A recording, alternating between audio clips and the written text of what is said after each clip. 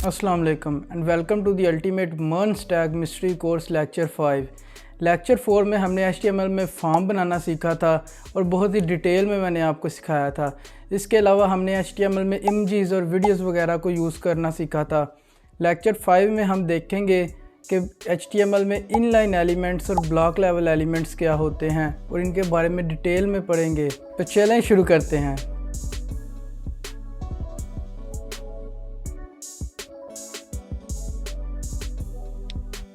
अच्छा जी, तो अभी मैं अपने कंप्यूटर की स्क्रीन पर आ चुका हूँ और सबसे पहले हम देखेंगे कि HTML में हमारे पास इनलाइन एलिमेंट्स क्या होते हैं और ब्लॉक लेवल एलिमेंट्स क्या होते हैं।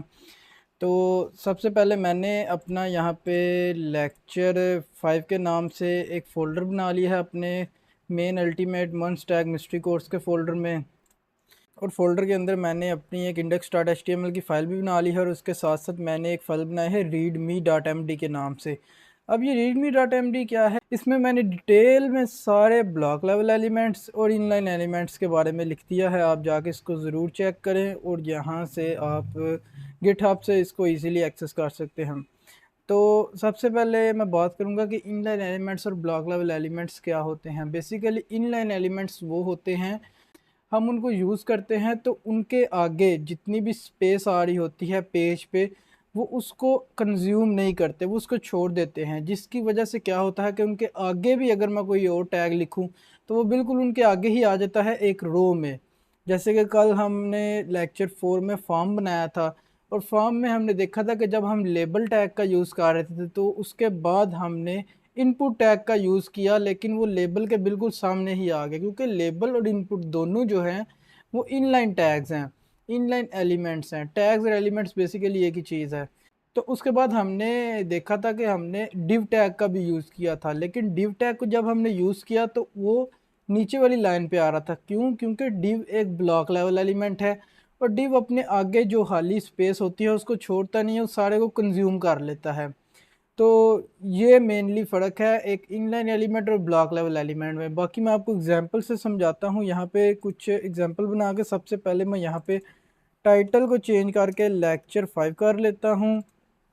बॉडी में आके मैं एक हेडिंग देता हूँ। तो अभी मैं आता हूँ अपने कोड में, यहाँ आके मैं अगर कुछ लिखता हूँ, जैसे कि सबसे पहले मैं लिखता हूँ यहाँ पे span, this is inline element. Element और टैग के दरमियान में आप कंफ्यूज ना होइएगा, बेसिकली दोनों एक ही चीज़ हैं, लेकिन एलिमेंट बेसिकली इसको कहते हैं जो कि ये पूरा, ये इसमें एक ओपनिंग टैग है स्पैन का, ये क्लोजिंग टैग है और ये इसके दरमियान में कंटेंट है। तो ये एक पूरा एलिमेंट बन गया है। अगर मैं इसको इस तरह से लिखूं, ये स्पैन का ओपनिंग टैग है तो ये एक टैग होगा, लेकिन हम इसको भी टैग ही बोलेंगे। That's totally fine. तो सबसे पहले मैं यहाँ आके मैंने लिखा दिस इज़ इनलाइन एलिमेंट। अब इसके नीचे आके मैं यहाँ पे लिखता हूँ, मैं यहाँ पे लिख लेता हूँ this is block level element. अब ये नीचे वाली लाइन पे आ रहा है। अब मैं आपको दिखाता हूँ, अगर मैं यहाँ पे राइट क्लिक करके इंस्पेक्ट में जाऊँ तो यहाँ से इंस्पेक्ट बेसिकली क्या है, इंस्पेक्ट हमारे पास एक टूल है जिससे हम ब्राउज़र में जाके अपने कोड को ब्राउज़र में अपने कोड को इंस्पेक्ट कर सकते हैं। तो राइट क्लिक करेंगे हम माउस से अपने ब्राउज़र पे कहीं भी, तो ये सबसे नीचे हमारे पास इंस्पेक्ट का बटन आ रहा है। इंस्पेक्ट में हम क्लिक करेंगे तो ये हमारे पास एक इंस्पेक्ट टूल ओपन हो जाएगा। आपके पास ये इस तरह से भी हो सकता है, तो सिंपली आप यहाँ ये जो 3 डॉट्स आ रहे हैं इस पर क्लिक करेंगे और यहाँ से आप इसको साइड पे ले जा सकते हैं। तो यहाँ से मैं अपने कोड को देखता हूँ तो ये देखिए, जब मैं इस पर हवर कर रहा हूँ, ये मेरा माउस जो इस पे आया है जिस स्पैन पे, तो ये आप देख रहे हैं लेफ़्ट साइड पे स्क्रीन पे जो एक ब्लू सा मार्क कैले आ रहा है और साथ नीचे स्पैन लिखा हुआ आ रहा है। ये ब्लू जो है ये इसके एरिया को शो कर रहा है कि इसने कितनी जगह ली हुई है पूरे पेज पे। तो आप देखिए जितना उसके अंदर कंटेंट है उसने उतनी ही जगह ली हुई है। लेकिन अगर मैं पी पे आता हूँ तो पी ने पूरी एक ब्लू लाइन आ रही है उसके ऊपर। अभी ये जो इसके ऊपर एक ऊपर और नीचे ऑरेंज सी लाइन आ रही है, उसके बारे में हम जब CSS में पहुंचेंगे तो तब देखेंगे। तो अभी मैं पी पे आया हूँ, तो आप देखिए इसने जो लाइन इसकी आ रही है ब्लू शेडो ऊपर, वो पूरी आ रही है पूरे पेज पे। तो अभी मैं आपको थोड़ा सा और दिखाता हूँ इसमें। अगर मैं यहाँ पे EM टैग लिखूँ, दिस इज इनलाइन एलिमेंट, तो आप देखिए ये EM पे में आया। अब ये भी थोड़ी सी स्पेस ले रहा है क्योंकि इनलाइन एलिमेंट है। और इसके बाद अगर मैं इसमें कुछ और भी लिखता जाऊं तो ये देखिए उतनी ही स्पेस लेगा। तो अगर आपको अभी भी क्लियर नहीं हुआ तो मैं आपको CSS से ये क्लियर करवा देता हूं। अब CSS को मैं सिर्फ यूज़ करने लगा हूं आपकी अंडरस्टैंडिंग के लिए, कि आपको समझ आ जाए बेसिकली ये इनलाइन और ब्लॉक लेवल एलिमेंट्स है क्या। तो स्पैन को मैं टारगेट करता हूँ, इसके नीचे बैकग्राउंड कलर लगाता हूँ और मैं ब्लू कर देता हूँ। इसके बाद मैं पी को लगाता हूँ बैकग्राउंड कलर और इसका मैं रेड कर देता हूँ। इसके बाद मैं EM को कलर लगाता हूँ बैकग्राउंड और इसको मैं ये ब्राउन कर देता हूँ। इसके बाद मैं कुछ और टैग्स यहाँ से देख लेता हूँ जो डिव को लगा, डिव नहीं, हाँ डिव को लगा लेते हैं। डिव दिस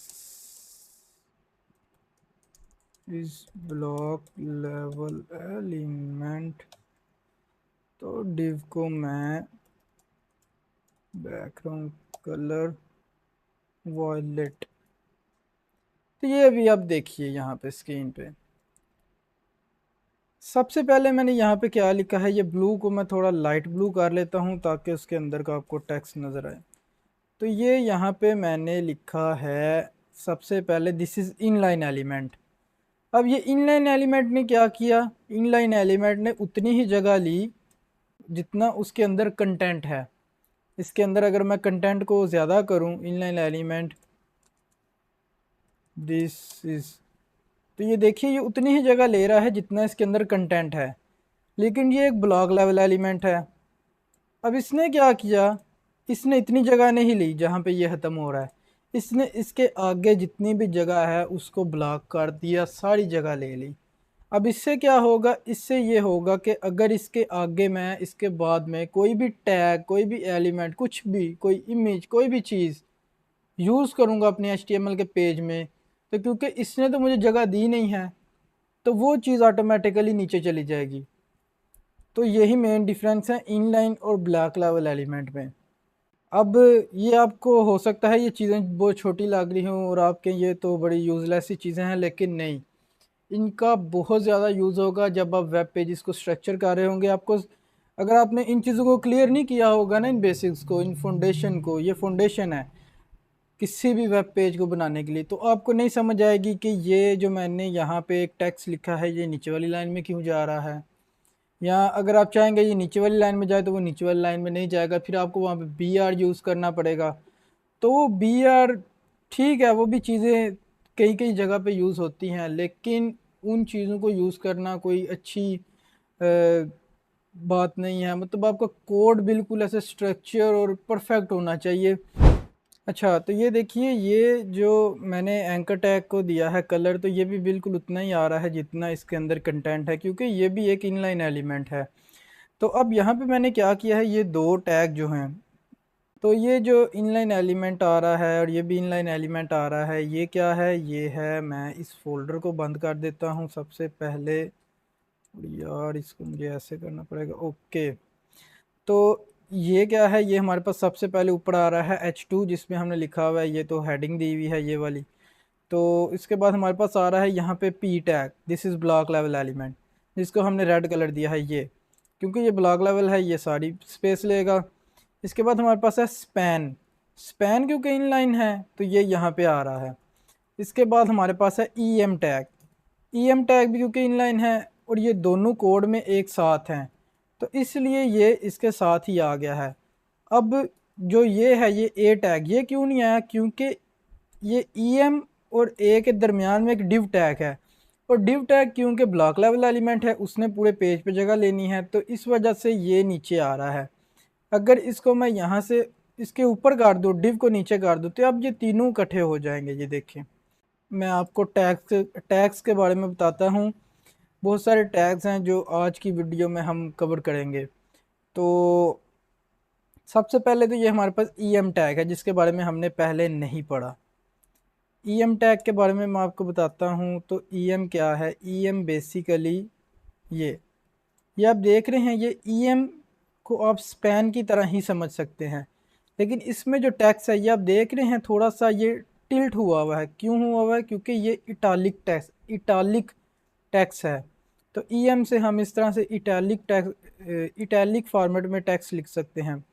सबको मैं ना डिव में रैप करता जाऊंगा, ताकि वो कोई भी एलिमेंट जो इनलाइन भी है वो भी पूरा ब्लॉक रहे, और ताकि जब आपको ये कोड मिले और वैसे भी अभी भी आपको समझने में इजी हो, क्योंकि अब तो हमने टैक्स के बारे में पढ़ना है। तो यहाँ पे मैं एक हेडिंग भी कर लेता हूँ। यहाँ पे मैं एलिमेंट्स इन एचटीएमएल कर देता हूँ। तो ये हमारे पास आ गया एक, इसको बंद कर देते हैं और यहाँ से इन सब को भी ख़त्म कर देते हैं कि एलिमेंट्स इन एचटीएमएल। ये हमारे पास आ गया EM tag. This is inline element, this is, यहाँ पे मैं करता हूँ ईएम एलिमेंट ऑफ एचटीएमएल। तो ये आ गया। इसके बाद हमारे पास जो टैग है, सबसे पहले मैं यहाँ से शुरू करता हूँ। ये जो रीड डॉट एम डी की फ़ाइल है, इसमें आपके पास सारे ब्लॉक लेवल एलिमेंट्स भी होंगे। ये सारे यहाँ तक ब्लॉक लेवल एलिमेंट्स हैं। इसके बाद मैं यहाँ पे एक block level elements ends here. तो यार ये क्या हो गया है? तो ये सारे आपके पास इनलाइन एलिमेंट्स आ रहे हैं। अभी हम सबसे पहले इनलाइन के बारे में देख लेते हैं। स्पैन को हमने पहली वीडियोस में कवर कर चुके हैं, ए टैग को भी कर चुके हैं। स्ट्रॉन्ग टैग क्या है? जैसे मैंने आपको बी टैग के बारे में बताया था, सेम वही काम स्ट्रॉन्ग टैग का भी है। किस तरह से मैं आपको दिखा देता हूँ। दिस इज स्ट्रॉन्ग एलिमेंट या टैग इन HTML।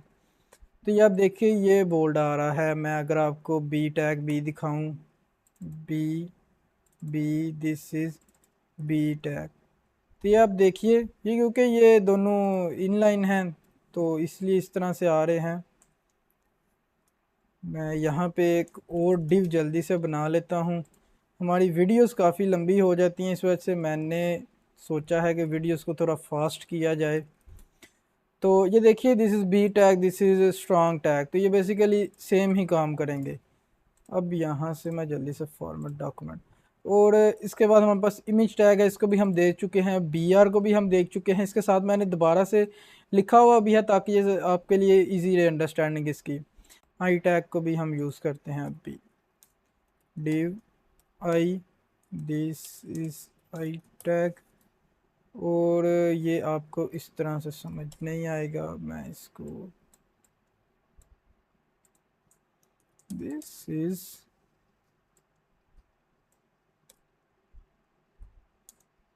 HTML। तो ये आप देखिए, आई लिखने से ये जो आई टैग है ये मैंने इसके अंदर लिखा है। ये आई टैग को मैंने आई टैग के अंदर लिखा है।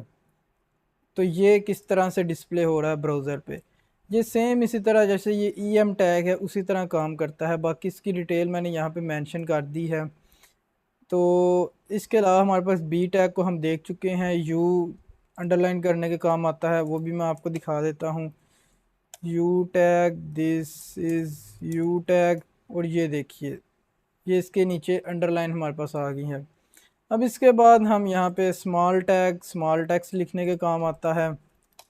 तो यहाँ पे मैं स्मॉल टैग, और ये दिस इज़ स्मॉल टैग्स, यहाँ पे मैं पी टैग को लिखता हूँ ताकि आपको डिफरेंस पता चले। दिस इज़ स्मॉल टैग्स, इसको मैं यहाँ से कॉपी करके इसके अंदर लिख दूँगा, और टैग इन HTML। तो ये आप देखिएगा अभी, ये दिस इसको देखें, टैग इन HTML को देखें क्योंकि ये पी में है, ये भी पी में है, लेकिन इसको मैंने एक और स्मॉल टैग के अंदर रैप कर दिया, तो इससे ये टैग स्मॉल हो गया। ये बेसिकली ये चीज़ें आपकी ना जो आप लिख रहे होंगे कोई आर्टिकल वगैरह, तो उसमें बहुत ज़्यादा काम आएगी, कोई ब्लॉग वगैरह अगर आप बना रहे हैं। इसके अलावा ये मार्क मार्क ये इसको हमें ऐसे ही लिखना पड़ेगा, ये भी काम नहीं कर रहा।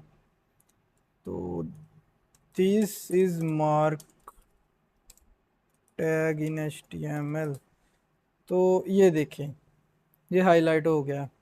अब इसके बाद हमारे पास ये सब टैग भी है, ये मैं इसका आपको दोनों का एक में ही दिखाता हूँ। और पी दिस इज सब टैग एंड पी सब टैग इन HTML। ये सब टैग क्या है और सब टैग क्या है, ये देखिए, दिस इज, और ये सब के अंदर मैंने लिखा सब टैग, और ये सब के अंदर मैंने लिखा सब टैग इन HTML। ये बेसिकली किस काम आते हैं, ये मैथ में काम आते हैं आपके। जैसे कि मैं यहाँ पे अगर 2, यहाँ पे 1, यहाँ पे अगेन मैं 1 या 2 करके यहाँ पे मैं जी 3 कर देता हूँ। तो जो मैथ के फार्मूलेस या उनके लेक्चर जो भी होते हैं, इक्वेशंस वगैरह, वो सारा कुछ आप इस तरह से लिख सकते हैं HTML में। इसके बाद हमारे पास एक ABR टैग होता है जो एब्रीविएशन के लिए होता है। इसकी एग्जांपल मैंने यहाँ पे लिखी हुई है, मैं इसी को कॉपी करूँगा। तो ये देखें, ये इसके अंदर एब्रीविएशन के अंदर एब्रीविएशन पी के अंदर मैंने एब्रीविएशन ABBR टैग दिया है। टैग के अंदर मैंने एक टाइटल एट्रीब्यूट का यूज़ किया है, वर्ल्ड हेल्थ ऑर्गेनाइजेशन। तो ये आप देख सकते हैं, इसके अंदर जो भी मैंने लिखा हुआ है ना, इस पर मैं हवर करूँगा। हवर मतलब मीन्स के मैं अपना माउस का कर्सर लेके जाऊँगा, ये मैं इस पर ले गया और ये अब देखिए नीचे आ रहा है वर्ल्ड हेल्थ ऑर्गेनाइजेशन जो इसमें लिखा हुआ है दिस, या मैं यहाँ पे कर देता हूँ दिस इज़। तो ये आप देखिएगा यहाँ मैं ले गया तो ये आ रहा है this is World Health Organization. तो ये काम ABBR एब्रीविएशन टैग का है HTML में। ये हमारे पास साइट टैग आ गया, इसको भी मैं आपको दिखा देता हूँ ये क्या है। तो ये अब हमारे पास ये देखें, ये जो साइट के अंदर मैंने लिखा हुआ है दी ग्रेट गैट्स बाय, तो ये आप देखिए ये किस तरह से आ रहा है। ये भी सेम जैसे इटालिक टैग EM टैग्स वगैरह हैं उसी से काफ़ी मिलता जुलता है। तो इसके बाद हमारे पास कोड को लिखने के लिए भी होता है एक टैग, ये भी मैं आपको दिखा देता हूँ। तो ये देखिए, अच्छा तो बाकी ये जितने भी इसके नीचे हमारे पास टैग है, ये टाइम टैग होता है, इसकी ये एग्जांपल मैंने दी हुई है। मैंने इन सब की एग्जांपल्स यहाँ पे ऑलरेडी आपके लिए लिख दी हैं, आप इन्हीं को यूज़ करके तो देख सकते हैं। इसके साथ साथ मैंने इनकी डिटेल में डेफिनेशन भी मेंशन की हुई है, तो ये आपको इजीली अंडरस्टैंड हो जाएगा कि ये क्या काम करते हैं। तो इसके अलावा अब यहाँ पे हमारे पास जो ब्लॉक लेवल एलिमेंट्स हैं उनमें हमारे पास सबसे पहले डिव है। डिव को हम यूज़ कर चुके हैं, इसकी डेफिनेशन भी इसके साथ मेंशन है। पी टैग हम देख चुके हैं, ये हेडिंग टैग्स हैं, इनको भी देख चुके हैं। ये UL OL, ये अनऑर्डर लिस्ट, ऑर्डर लिस्ट, इन चीज़ों को हम पढ़ चुके हैं पहले ही। तो इसके अलावा LI लिस्ट आइटम है, ये हेडर टैग, इसको हमने नहीं पढ़ा, इसके बारे में बताता हूँ आपको। इसकी डेफिनेशन लिखिए, define a header from a document और सेक्शन। इसका क्या मतलब है, हेडर टैग का मतलब ये है। अच्छा तो हेडर टैग के बारे में मैं आपको बताता हूँ। यहाँ से मैं एक वेबसाइट को सर्च कर लेता हूँ, earthlink.com.pk। बेसिकली ये वेबसाइट मैंने ही बनाई हुई है, जब मैं सीख रहा था उस दौरान मैंने बनाई थी, इसका फ्रंट एंड पे मैंने काम किया था। तो इसमें आप लोग देख सकते हैं, ये यहाँ से लेके जहाँ से हमारी वेबसाइट ऊपर से स्टार्ट हो रही है, बिल्कुल यहाँ से लेके इस पोर्शन तक, तो ये सारा इस वेबसाइट का हेडर कंसीडर होता है। किसी भी वेबसाइट का ये जो ऊपर वाला सबसे पहला पार्ट होता है, ये हेडर कंसीडर होता है। इसके बाद हम जल्दी से देख लेते हैं अगला अपने फुटर टैग को। तो फुटर टैग क्या होता है, फुटर बेसिकली जैसे मैंने आपको हेडर के बारे में बताया है, तो ये एक वेबसाइट का फुटर होता है जिसमें वेबसाइट की सारी नेविगेशन वगैरह और कॉन्टैक्ट अस के contact information, customer care, links वगैरह कुछ होते हैं। तो ये किसी भी वेबसाइट का फुटर होता है और इसके लिए हम फुटर टैग का यूज़ करते हैं। फुटर टैग मीन्स के इसके लिए मैं आपको दिखा देता हूँ। यहाँ से अगर मैं इंस्पेक्ट करूँ ये आप देखिए यहाँ कोड के अंदर यहाँ पे फुटर टैग का यूज़ हुआ हुआ है और जितना भी कोड है फिर वो इसके अंदर है। तो ये बेसिकली फुटर टैग होता है। और इसके अलावा हमारे पास सेक्शन टैग होता है। सेक्शन टैग क्या होता है, अब हेडर के बाद जितने भी हमारे पास कंटेंट होता है, जैसे कि एक ये मेरे पास सेक्शन है, ये आप देख रहे हैं इसके पीछे का बैकग्राउंड कलर और इसके पीछे का बैकग्राउंड कलर डिफरेंट है। अगर मैं इसको जूम करके आपको दिखाऊं तो फिर ये आपको, या ऐसे भी नहीं तो मैं आपको इंस्पेक्ट में से ये चेंज करके दिखा देता हूँ। तो ये मैं आ गया यहाँ पे और ये मैं आ गया यहाँ और ये यहाँ से यहाँ और यार ये यहाँ और ये यहाँ वहाँ ही चल रहा है। तो इसका बेसिकली मैं कलर चेंज करता हूँ। तो ये आप देख रहे हैं अब ये, अच्छा ये एक मेरे पास सेक्शन है और ये मेरे पास सेक्शन है। तो इस तरह से हम सबसे पहले एक नए सेक्शन में जब आते हैं, हम हेडर के बाद आते हैं तो हम सेक्शन टैग का यूज़ करते हैं। सेक्शन टैग के अंदर अपना सारा काम करते हैं और उस सेक्शन का हम कुछ नेम वगैरह डिफ़ाइन करते हैं। तो इस तरह से हम सेक्शन टैग्स को यूज़ करते हैं। जैसे ये एक सेक्शन है, इसके लिए एक सेक्शन टैग यूज़ है, ये किसके लिए, इसके लिए, इसके लिए। इस तरह से हमारा एक वेब पेज डिज़ाइन होता है जिसमें हम ये चीज़ कहते हैं कि ये एक सेक्शन है, ये एक सेक्शन, ये एक सेक्शन। तो जो 7 से 8 सेक्शन ऑलमोस्ट इस पेज में बन रहे हैं। तो इसके बाद हम देख लेते हैं आर्टिकल। आर्टिकल एक आर्टिकल लिखने के लिए यूज़ होता है आर्टिकल टैग। जैसे कि ये एक लिखा हुआ है, इसके लिए हम आर्टिकल टैग का यूज़ कर सकते हैं। या हम कोई ब्लॉग लिख रहे हैं तो उसके लिए आर्टिकल टैग का यूज़ कर सकते हैं। तो इसके बाद हमारे पास आता है नेव टैग। नेव टैग होता है बेसिकली नेविगेशन के लिए। ये जो सबसे ऊपर आपके पास ये एक नेविगेशन आ रही होती है किसी भी वेबसाइट में, इसको हम नेव बार कहते हैं किसी भी वेबसाइट का। तो इसके लिए हम नेव टैग का यूज़ करते हैं, NAV नेव टैग।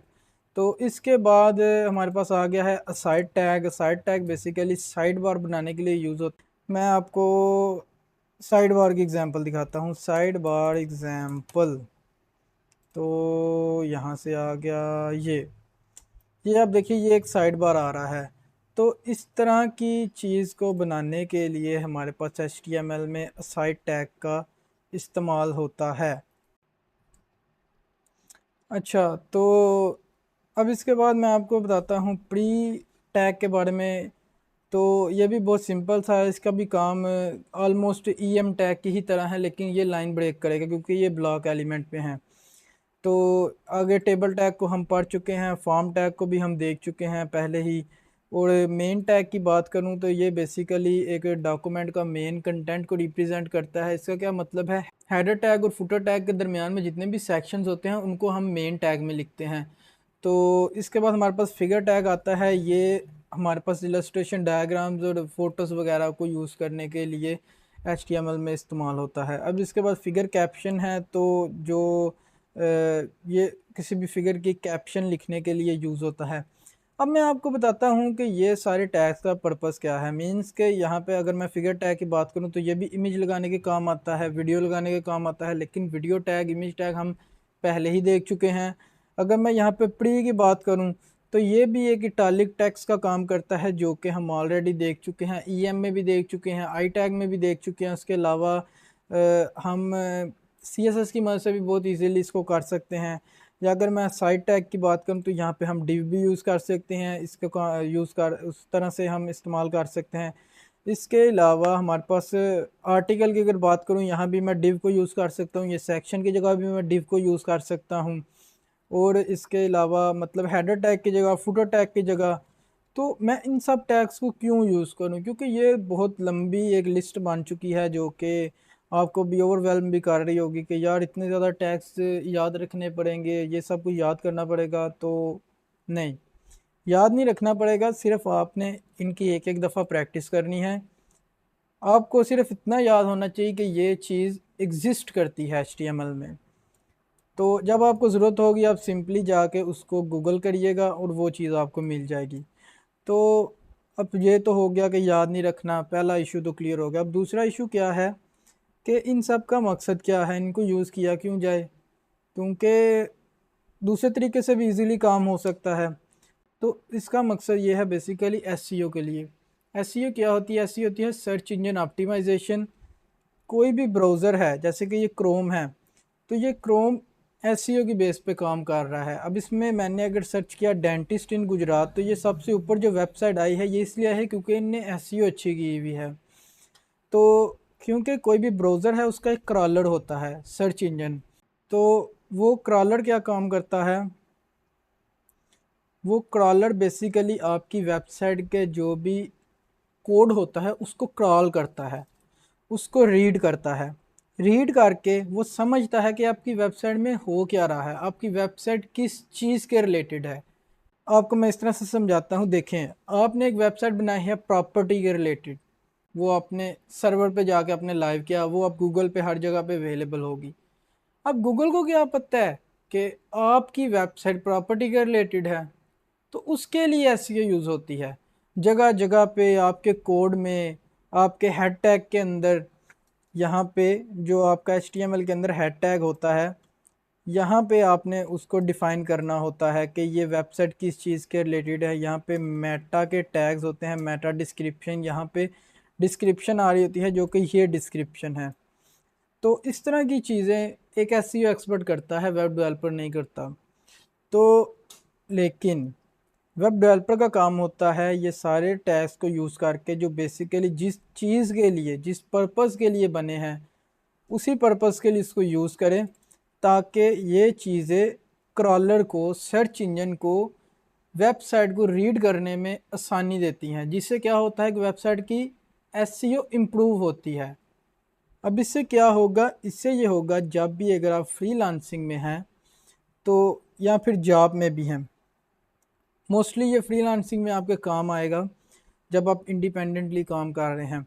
आपके पास कोई क्लाइंट आएगा एक वेबसाइट बनवाने, तो आप उसको ये कह सकते हैं कि मैं सिर्फ तुम्हें वेबसाइट नहीं बना के दूंगा, मैं तुम्हें एक सोल्यूशन प्रोवाइड करूंगा। क्योंकि वेबसाइट बनाने के लिए बहुत से बंदे बैठे हुए हैं, आप जाएं जाके सर्च करें, हर बंदे ने लिखा होगा web developer, full stack developer, front end developer, PHP developer, node developer. लेकिन जो बिजनेसेस हैं, अच्छे बिजनेसेस, उन्हें डेवलपर नहीं चाहिए, उन्हें सोल्यूशन चाहिए अपनी प्रॉब्लम का, क्योंकि हर बंदे के पास एक प्रॉब्लम है। तो अगर आप एक सोल्यूशन प्रोवाइड करेंगे तो फिर ही आप अच्छे पैसे बना सकते हैं। तो ये सारी चीज़ें यूज़ करके आप अच्छी वेबसाइट बना सकते हैं जो कि सर्च इंजन में अच्छी तरह क्रॉल होंगी, जिनको क्रॉलर अच्छे से क्रॉल करेगा और समझेगा हर एक पार्ट को आपके वेबसाइट के। और फिर अगर आप, कोई भी यूज़र यहाँ जाके कुछ भी सर्च करेगा आपकी वेबसाइट के रिलेटेड, तो उस पार्ट को इस तरह से वो जो सर्च इंजन होगा, जो ब्राउज़र होगा, वो बड़ी आसानी से डिस्प्ले कर देगा, क्योंकि उसको समझ आ चुकी होगी इस पर्टिकुलर सेक्शन में क्या चीज़ हो रही है। तो यही मेन पर्पज़ है इसको यूज़ करने का, इन सारे टैग्स को। बहुत से लोग इनको अवॉइड करते हैं, बहुत से लोग इन चीज़ों को यूज़ नहीं करते, जिनकी वजह से उनकी वेबसाइट अच्छे से सर्च इंजन में काम भी नहीं करती, और इसके बाद वो तो डेफिनेटली अगर वो अच्छी वेबसाइट नहीं बनाते तो वो अच्छे पैसे भी नहीं बना सकते। अगर आपको पता होगा, अपने काम की वैल्यू पता होगी कि आप सिर्फ एक वेबसाइट नहीं, आप एक सोल्यूशन प्रोवाइड कर रहे हैं जो कि एक बिज़नेस की नीड है, तो फिर ही आप अच्छे पैसे बना सकते हैं वेब डेवलपमेंट की फील्ड में। तो उम्मीद है आपको इसकी समझ आई होगी कि ये सारे टैग्स हमें क्यों यूज़ करने चाहिए। इसके अलावा ब्लॉक लेवल एलिमेंट्स और इनलाइन एलिमेंट्स क्या हैं। तो बाकी ये सारे टैग्स की हम प्रैक्टिस करेंगे, कैसे करेंगे, आने वाली कुछ ही दिनों में हम एक HTML का मेगा प्रोजेक्ट बनाएंगे अपना, जिसमें हम अपनी पहली HTML में वेबसाइट बनाएंगे। अभी तक जो हम बना रहे थे HTML में फ़ाइल्स बना के सिंपली टैग्स वगैरह को देख रहे थे, लेकिन अब हम HTML में अपनी एक प्रॉपर वेबसाइट बनाएंगे, जिसमें हम हेडर टैग को, फुटर टैग को, मेन टैग को, सेक्शन टैग्स को यूज़ करेंगे। तो फिर जब भी हम आगे आने वाले प्रोजेक्ट्स में भी ये वेबसाइट के क्लोन बना रहे होंगे, तो उनमें भी हम इन चीज़ों को यूज़ करेंगे, जिनसे आपको ये चीज़ें याद हो जाएंगी और आपको बिल्कुल भी फ़िक्र करने की ज़रूरत नहीं है। अभी आप इन सब टैग्स की प्रैक्टिस करें। ये सारा कोड मैं गिटहब पे शेयर कर दूंगा, आप वहाँ से इजीली इसको डाउनलोड कर सकते हैं और एक्सेस कर सकते हैं।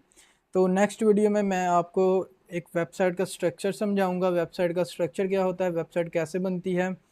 स्ट्रक्चर मीन्स के उस वेबसाइट में सबसे पहले कौन सा टैग आता है, उसके अंदर कौन सा टैग, उसके अंदर कौन सा टैग। एक वेबसाइट के सेक्शन के लिए हमें किन किन टैग्स की ज़रूरत होती है, तो जो कि एसईओ में भी काफ़ी हेल्प करेगा, जिससे आप वेब डेवलपर के साथ साथ एसईओ के भी थोड़े से एक्सपर्ट बन जाएंगे। तो आप उस बंदे की निस्बत जो सिर्फ वेब डेवलपमेंट को जानता है, डेफिनेटली बहुत अच्छे पैसे बना सकते हैं। इस वीडियो में इतना ही। नेक्स्ट वीडियो में मुलाकात होगी। वीडियो को ज़रूर लाइक करें, शेयर करें और कमेंट में ज़रूर अपनी राय का इजहार करें कि आपको ये कोर्स कैसा लग रहा है। तो मिलते हैं नेक्स्ट वीडियो में, तब तक के लिए अल्लाह हाफिज़।